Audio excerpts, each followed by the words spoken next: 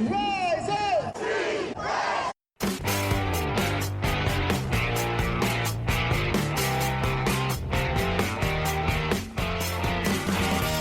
This is the Rise Up See Red podcast, all about the Arizona Cardinals and the NFL, featuring insider and outsider perspectives. Enjoy the best hour of Cardinals talk on the web. Now here are your hosts, Jess Root and Seth Cox.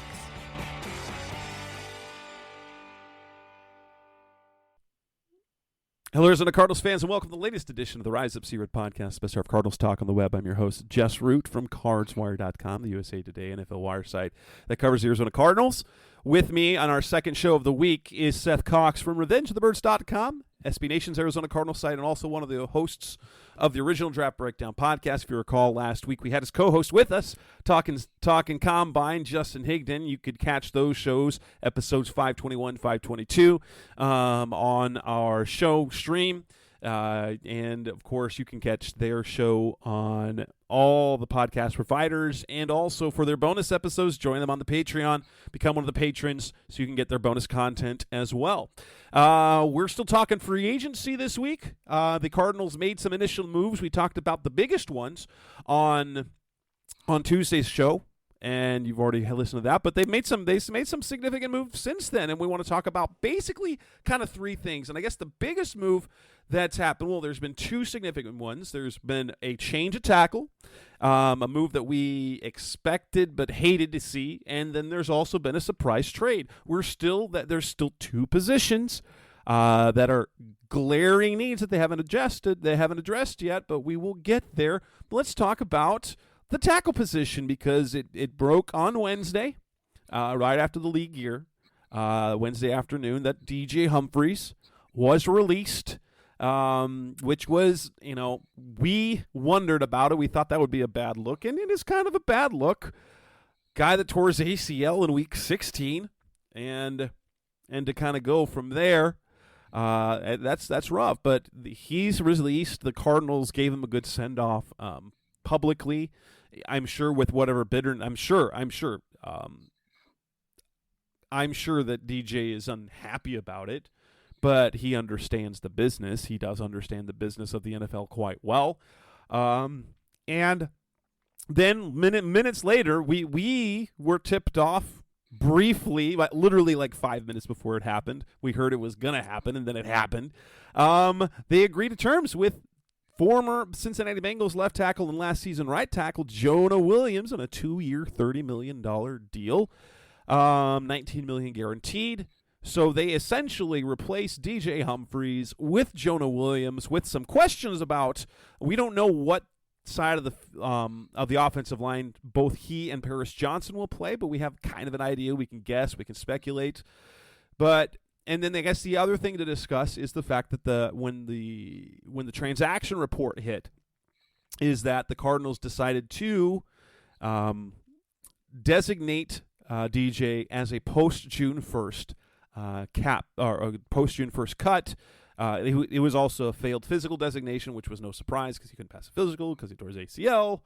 But what that does is he was due to count $22.9 million against the cap this year. And that cap hit will carry on until June 2nd. And rather than the $9 million of relief that they would have gotten normally, because they were due to get clear of $9 million in cap space, which they could have done immediately, carrying about, $13.8 million in dead money. And instead, they will basically, they're treating it cap-wise as if he were still on the team. They'll get $16 million in cap relief this year. They're going to carry $6.9 million in dead money this year, next year, which would have been, $6.9 million in extra, in addition to what his salary is scheduled for. It's what they would have carried with him over the next 2 years, and they replaced him with a guy making roughly that much money. It was. It wasn't totally a surprising situation. But what did you think of both of the cut and then the immediate addition of Williams? Yeah, it was just one of those things. I mean, like you said, we were slightly tipped off. It wasn't anything crazy.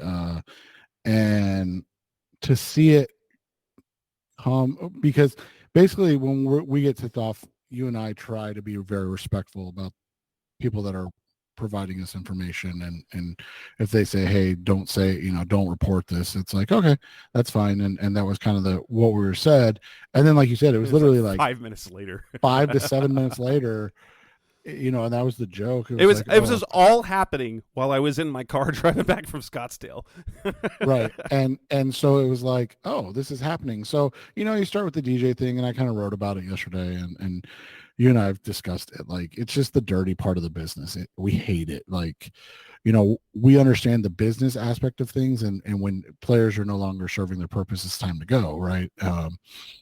It always feels dirty when a guy physically can't do his job because he was injured on the job, right? Like, it's not like, I mean, there's definitely some questions, and we've talked, maybe it was time to move on from DJ anyways, but it's definitely a different situation when you're talking about a guy that isn't physically going to be able to play this year, probably at all. I mean, let's be honest. Like, 31. At best, he was going to be back in December, and there was the thought, like, hey, maybe you if you've got the cap space, you let it roll, and he comes back in December, and then you can trade him in the offseason where you still got a year left, where he can go get traded somewhere, get a contract extension. But yeah, it'll probably end up being he will sign with a playoff team.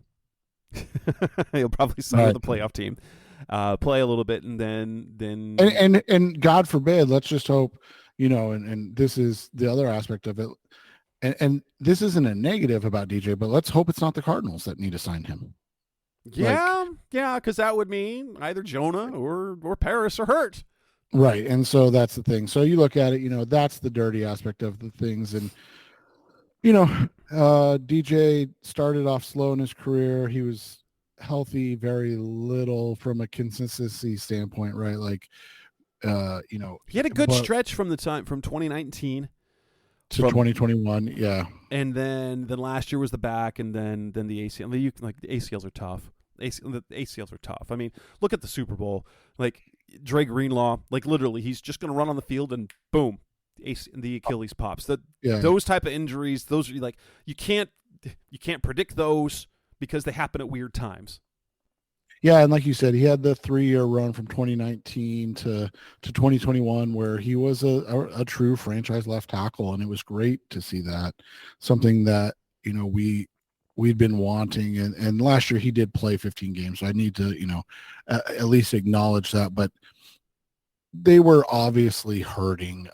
He was hurting. He was, and the NFL takes its toll, man, and a lot of, especially guys that are 300 plus pounds. That's why, we talk about it all the time. That's why you see these guys, as soon as they get out, they drop the weight, because it's so physically trying on their body. And he was probably one of the 5 best draft picks of the Steve Keim era.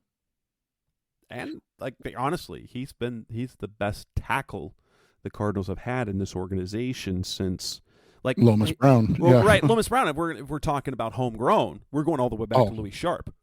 Right, exactly. And so it's fantastic. You tip your cap to him. You appreciate everything he did for this franchise, and how much of a professional and how good he was in all of these situations. And you just hope that he finds his way onto a team if that's what he wants to do. If he's good and done, that's on him. Like, and not in a negative way. It's good for him. Like, you're out of here, you're able to move along and enjoy the rest of your life. I mean, let's be honest. He's going to be retired he could potentially be retired at 31 with a lot of money, and he's already got financially. He's in a good place with his businesses. Like, he's been very smart financially. He learned a lot from Larry Fitzgerald. He set up for the rest of his life. Good for him. Good for his family. And so then you go to Jonah Williams and you look at it and you say, hey, this guy is what was the plan? And well, like you said, we'll see we'll see overall what the plan was. Right. Super interesting is that, what did we think? We thought that they were going to have to go out and get like a 1-year deal for like a Dwayne Brown or Donovan Smith. This is better. This is better than I thought they were going to get for a tackle, and it's only on a 2-year deal. He's 26 years old. This is a great move, and he's a pretty good tackle. Like, let's be honest, he's a pretty good tackle either side of the ball. I don't know. It's a little bit uncertain what side he's going to play. Whether Paris is going to move to left tackle and Jonah's going to play right tackle where he did last year because he was the left tackle for Cincinnati up until last year, or whether he's going to go back to left tackle and Paris will stay on the right side. And we have heard initially, that they wanted to keep Paris on the right side, but actually we've heard since then there's a few local and national guys that seem to suggest that Paris is going to move to the left side, although within the organization itself, they're saying, I don't know, we'll see. And that's going to be until we see videos of practices from OTAs, because the way OTAs work, reporters can't talk about rotations and positions. We can see it, but can't talk about it. Well, and it was one of those situations too, and you and I kind of joked about it off the air. It's, when the some of the local guys, I don't want to say they recanted, but they definitely walked it back a little bit. Definitely, yeah. They were like, "Oh, we don't mean what we were saying." And to be fair, Jess and I know this well. Like, the Cardinals don't necessarily like to be a team that has rumors or inside information. So it's funny because typically you say, listen to the national guys when they're talking about the Cardinals, right? Because I don't want to say have better information. See where Jonah ends up. I like it because, it's a 2-year deal. It's basically you're going to eat. It literally replaces DJ's contract. It's ridiculous. Well, and you're basically going to eat $4 million if it doesn't work out, because you'll probably move on after 1 year if it's bad. If it's good enough, then you're going to, maintain it and you go from there. But if it's bad, it'll be one of those situations where you look at it and you go, oh, okay, this is, we got what we want. And then if it's really, really good, this probably is something where he gets extended next offseason and you kind of lock him and Paris up at whatever side they're on for the next, 3-4 years. So I think it was smart on both sides because, like you said, it's just a 2-year deal. So he can come back at 28 and get another big deal if possible. And I think for him, that's kind of what he's banking on, is that he's going to come out and prove a lot of people wrong. Coming up next on the Rise Up Sierra podcast, Mr. Cardinals talk on the weather. We want to talk about the trade that happened. Cardinals now have a backup quarterback that we can feel decently comfortable about. That's coming up next on Rise Up Sierra. We're back on the Rise Up Sierra podcast, Mr. Cardinals talk on the web. Thursday's news was that of a trade that broke out in the morning. The Cardinals and the Falcons were in talks to acquire Desmond Ridder, who is now unneeded because of the addition of Kirk Cousins. The deal ends up being a straight-up player trade. Desmond Ridder for Rondale Moore. And we kind of talked about, and the trading of Rondale Moore, for me, means one of two things. What people keep talking about, opening the door for Greg Dortch. I think it is partially that, but I think it was also, I think that's the signal that probably Hollywood is coming back, although that I know the Chiefs are in play for that.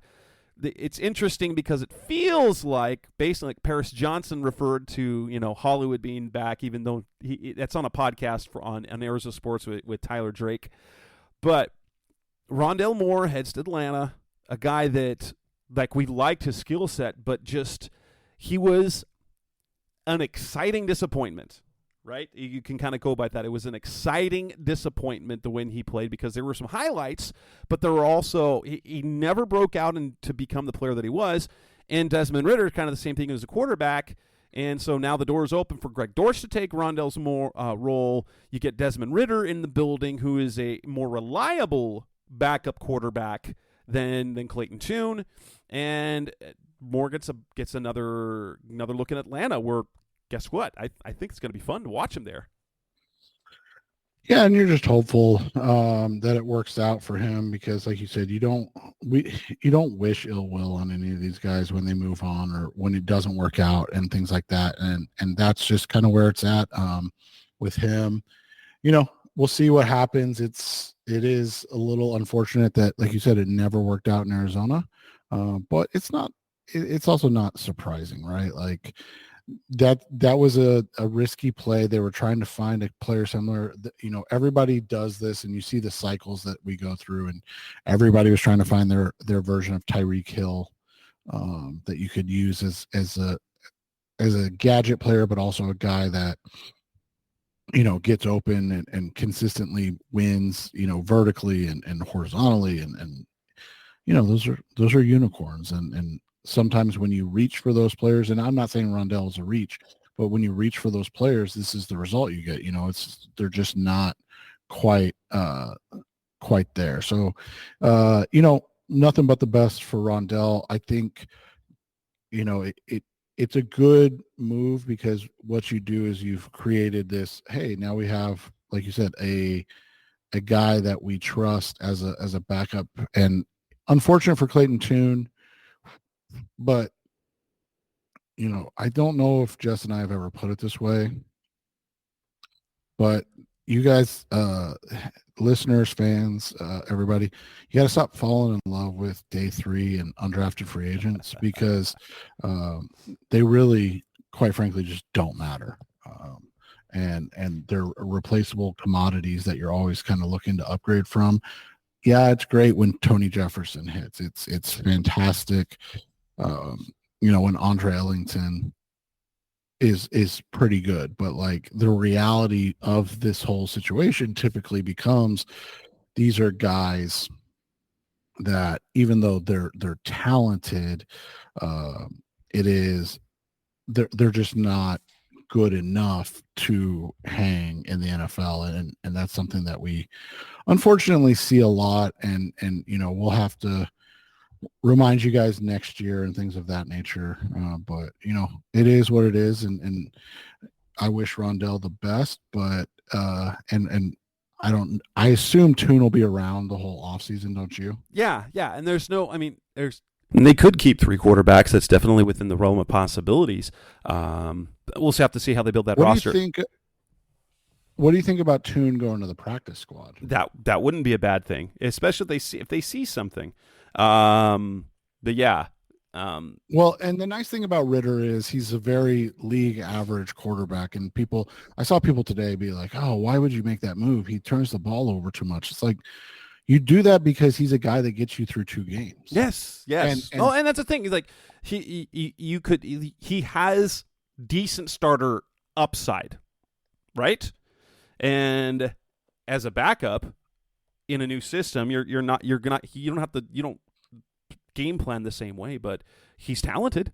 He started games in the NFL, and so right. Yeah, I kind of like the move. It's considering all the other backups that are around and the price, because guess what? He's still on that rookie contract. He's on that third round pick contract. That's super important.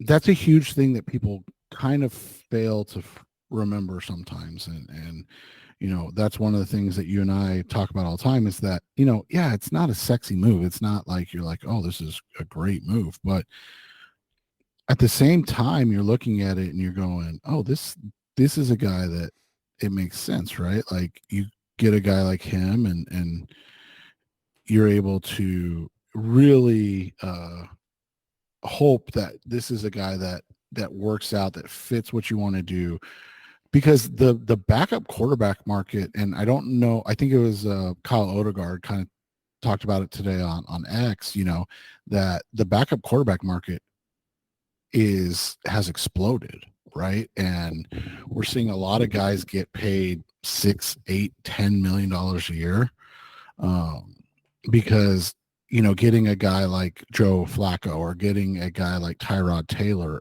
on you as your lead backup, it means that your season's not over if you lose your starter, and that is something that is happening consistently now. To make sure. And so you get Ridder on that cost controlled 2 years and you go from that spot, right? Yeah. And They've addressed the backup quarterback position, so they're not just going to roll into the season with Clayton Tune, with a guy who's got some experience, who's not bad. I really liked Ridder coming out of Cincinnati. I thought he was super exciting in college. I thought he had a really great combine. And he's done some decent things in the pros, but, I mean, it's nothing spectacular. But no backup quarterback you're going to get is going to be a spectacular quarterback, or otherwise they'd be starting. Right, and the high-end ones like Taylor and Flacco, those guys tend to go fairly quickly. And expensively. Yes, and so it's smart, and it's something that you wonder if it's something that they'll if it works with Ridder and he ends up moving on in 2 years right after his contract's up and wants to get paid a little more. It's something that you wonder if they'll look at again, like if they have a draft like this year, let's say, where they've got 3 third-round picks, and that last third-round pick they go, hey, let's go grab Spencer Rattler. Let's go grab Jordan Travis. I'm just obviously using guys from this draft, but and you go grab that guy. And then you're like, oh, and then we've got him cost control for 4 years, they're as opposed to the late round guys who are just no. Yeah. Well, they're hopes and prayers, and there's nothing wrong with that. Like, I hope people understand that. Like, they're good for your third quarterback on the roster. Right, exactly. Coming up next on the Rise Up Series podcast, Mr. Cardinals Talk on the web. Let's move on and talk about a couple of the re-signings. They announced some re-signings, and there are a couple other players that we now know that we expected back but are back. And what's coming next after that? That's coming next on Rise Up Series. We're back on the Rise Up Series podcast, Mr. Cardinals Talk on the web. The Cardinals announced 7 re-signings. We knew 4 of them. The other 3 guys who are officially coming back are long snapper Aaron Brewer. That's not really a surprise. Left guard, Elijah Wilkinson. People aren't happy. And cornerback Bobby Price. Probably most guys aren't worried about that at all because he was a special teamer. I think the one takeaway, I mean, Bobby Price seemed like a no-brainer because he's cheap. 2, he was a stud special teamer. And then he was good enough that they designated him to return and then made sure he played special teams to end the season. He was really good on special teams. Brewer, no-brainer if he's still going to play. Why would you stop having him as he's going to be year 9 as their long snapper. He's been very reliable for 9 years. The interesting one, and we kind of suggested this, is that guess what the Cardinals are doing in left guard? They are running it back. They are not bringing in, they're not spending big money. The guys that they used last year to play left guard, Elijah Wilkinson, Tristan Colon, are going to be the same guys this year. You throw in the mix, and you can throw in the mix John Gaines if he's back from his injury. Well, and they haven't cut Dennis Daly. That is an interesting one as well. So we thought that was a no-brainer, but maybe it's just a volume thing. They're like, hey, until we got to have all these options for left guard. Well, and it makes sense when you look at it because the draft hasn't happened yet, obviously, and so free agency came and went. We know that they were interested in Jonah Jackson, and it just didn't work out from a financial standpoint. I mean, and so if that is the case, then we know that they have interest in guys outside or upgrading the position, if you will, or trying to upgrade the position. I think that's the more correct term or way to say it. But when you look at it, it's hard to just be like, oh yeah, this is an upgrade, because it has to actually come to fruition. And so, well, and it's got to make sense financially. You can't spend all the money at all the positions. And so, right. When you look at it, they're good at their tackle positions. You feel really good about tackle positions. Whether or not you're comfortable with it, they are comfortable with Yilda Froholt at center. They were very pleased with him. Will Hernandez, you get better than league average play at guard. And so then at left guard, you have guys that are capable players. They're capable. Right. Good enough right now. And that's the thing that people have to understand. It's good enough right now. And you have the opportunity to upgrade because you're not paying them much at all.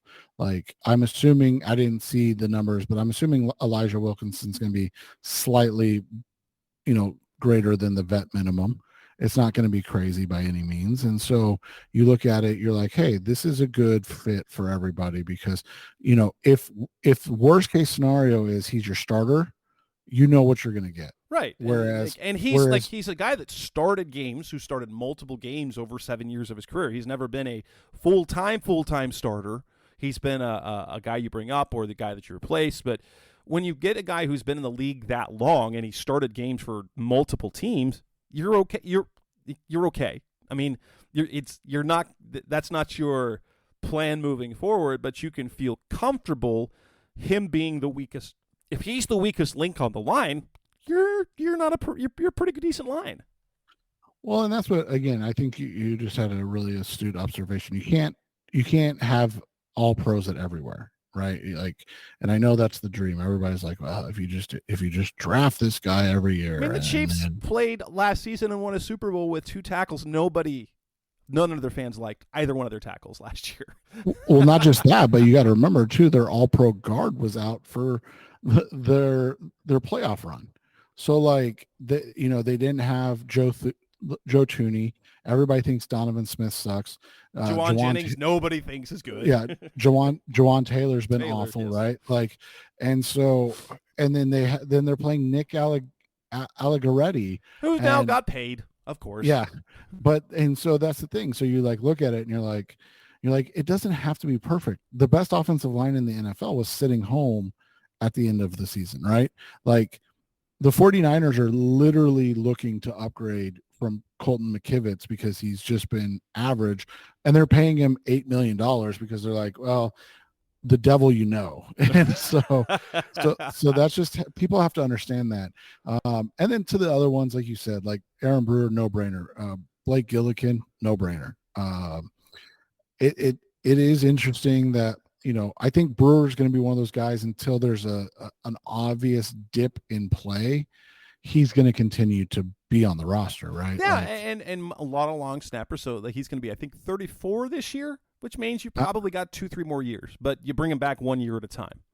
Right, and that's and he almost left, remember, after last year because he had the broken wrist, and he was like, do I continue to want to do that? Like, I don't think people realize the time and energy it takes to get back into shape, especially after you get hurt, right? Yeah. Like you're like, oh man. I wouldn't know. One, I'm not that much in shape, and 2, I've never been hurt from football. So right, exactly. And so it just takes such a dedication. And you look at it, we talked about DJs.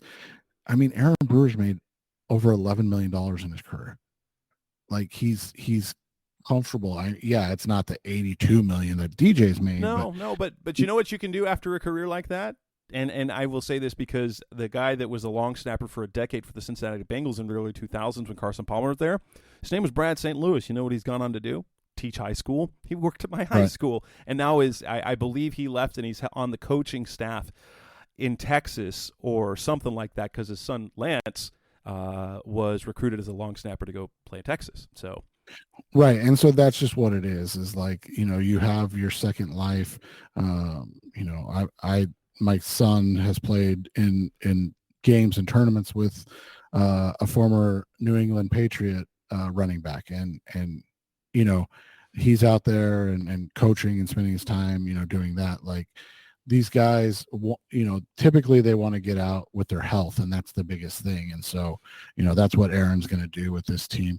And then you mentioned Bobby Price. I thought that, it made sense. Like it doesn't. He might not make the roster, but But that's the thing is like you have to have bodies, and as we continue to say, like the biggest thing that I feel like people have to really understand is that this team is really just kind of putting it together. And they're putting themselves in a position to be able to upgrade whenever they need to or want to. And it's really interesting is that with the exception of 2 positions, which they haven't addressed receiver and they haven't addressed the pass rush, and they still haven't added the blocking tight end. That'll happen later, but they're almost in a position where like now you don't like in the draft. Like we were kind of looking at the late first rounder, like we kind of got to get a tackle. No, now they don't need to get a tackle. They can get a tackle if they want. They can get a guard if they want. They can get a corner if they want. But right now, there are 2 positions that I think will be addressed, hopefully in the next few days, that they need receiver. And if they re-sign Hollywood, and I think that's going to happen, then you have a receiver room that you feel okay with, and then we know they're going to get Marv, right? And then you feel really good about your receiver room, but right now the pass rusher's still like you. Add somebody, and then that way you don't feel forced to take a particular position at a particular pick. But I think you've also been really astute, Jess, on this whole thing, and that's they like Zaven Collins. And so what that means, you and I are not sure, but they love Zaven. They love what he's done. They love his energy. They love his effort. And all of that makes a difference, man. Like all of that means something. So they might say, hey, we're comfortable going into the season. Again, like the Elijah Wilkinson thing, like the Yelda Froholt thing, we're like, you can do better. and they're like, but we like him. And if B.J. Ojulari takes a step forward and becomes a starter, if he is a legitimate starting, threatening pass rusher, if Zaven's on the other side, and then you've got Victor Dimukeje and Dennis Gardeck as your subs. Rotational guys, okay. But you need one guy to be the guy. And if BJ can be the guy, then you're okay. Right. And that's just, it's not, we're not saying that nothing's going to happen, but I do often wonder if that's where they're at, just kind of like the guard center thing where they're like, no, we're good enough. Like, and like you said, you can't fix every situation in 1 year. And they went mid-level deals. We talked about this the other day. Our buddy Kent Hoder talked about it on X the other day, right? Like these are all upgrades to what they had, but replaceable level players in terms of contract. So they've never. One guy I think it was, I don't remember if it was Jolie Ayler or Clancy, who has the Locked On Cardinals podcast. And I think they described it perfectly. This year is not about reaching their ceiling. This is about raising the floor. They want that floor to come up. Right. So that they're a respectable competitive team, so that their floor is good before they can reach their ceiling. Right, and I think that's where they're at right now, and I think that's what they're trying to do. And even these re-signings kind of say that, because now you're saying like, hey, Chris Barnes is a lead backup, right? Tristan Colon is a lead backup. Not everybody loves Elijah Wilkinson, but I think we'll get over that eventually. Yeah, that'll work. And with that, we will wrap up this edition of the Rise Up C-Red podcast, Best Hour of Cardinals Talk on the web. Our second show of the week, episode 524. I'm sure we'll have more free agency stuff to talk in the weeks to come, but that's Seth Cox. I'm Jess Root. Thanks for listening. As always, we'll be back again next week. Thanks for listening to the latest edition of the Rise Up C-Red podcast. Listen to previous episodes and subscribe to the show on Apple Podcasts, Stitcher Radio, Audioboom, or many other podcast platforms, so shows are delivered directly to your mobile device. Please give the show a 5-star rating and always support the sponsors who support the show. We'll be back soon for the best hour of Cardinals talk on the web. Rise up, Red Sea, be Red Sea Red, and of course, Rise Up Sea Red.